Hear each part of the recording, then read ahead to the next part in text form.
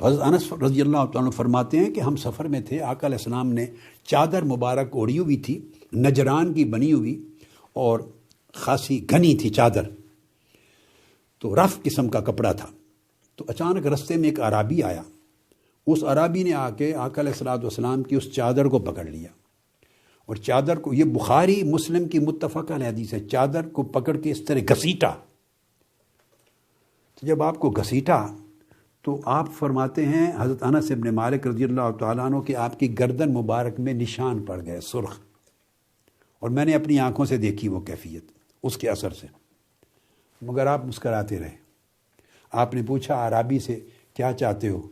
اس نے کہا یا محمد مرلی من مال اللہ الذی عندک، اے محمد صلی اللہ علیہ وسلم، اللہ کا جو مال آپ کے پاس ہے اس میں سے مجھے حصہ دو، میری ضرورت پوری کرو۔ فالتفت الیہ رسول اللہ صلی اللہ علیہ وسلم فضحک ثم امر له بعطاء، آقا علیہ السلام اس کی بات سن کے مسکرا پڑے اس کو دیکھ کر، اور مسکرا کے تو حکم دیا کہ اس کو جو مانگتا ہے دے دو، تو اس کو روانہ کر دیا۔ ابھی حدیث جیسے کہ میں نے عرض کیا صحیح مسلم میں بھی آئی ہے، امام نسائی نے بھی روایت کیا ہے اس حدیث کو، امام ابو داؤد نے بھی روایت کیا، بہقی نے بھی روایت کیا، اس میں یہ واقعہ تفصیل سے آیا ہے۔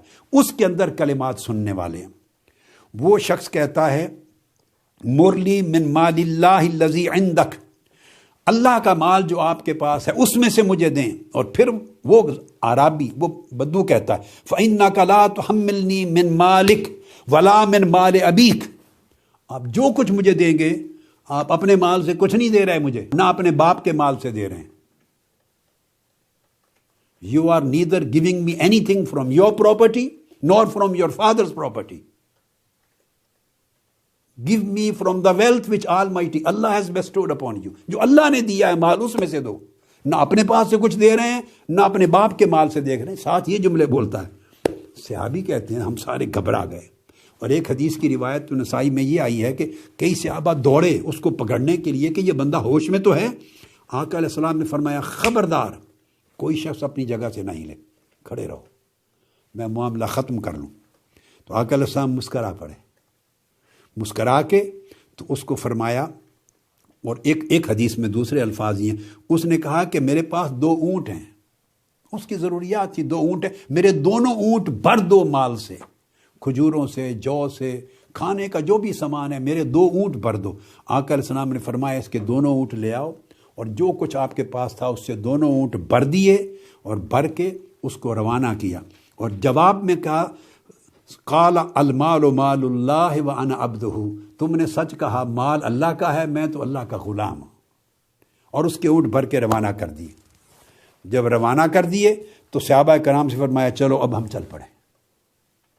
یہ ہے جوادیت، یعنی ایسے شخص کو دینا جو زیادتی کر رہا ہے اور مانگنے میں بھی کوئی مہذب طریقہ اختیار نہیں کر رہا، بڑا اجڑ قسم کا طریقہ ہے، سختی بھی کر رہا ہے، زیادتی بھی کر رہا ہے۔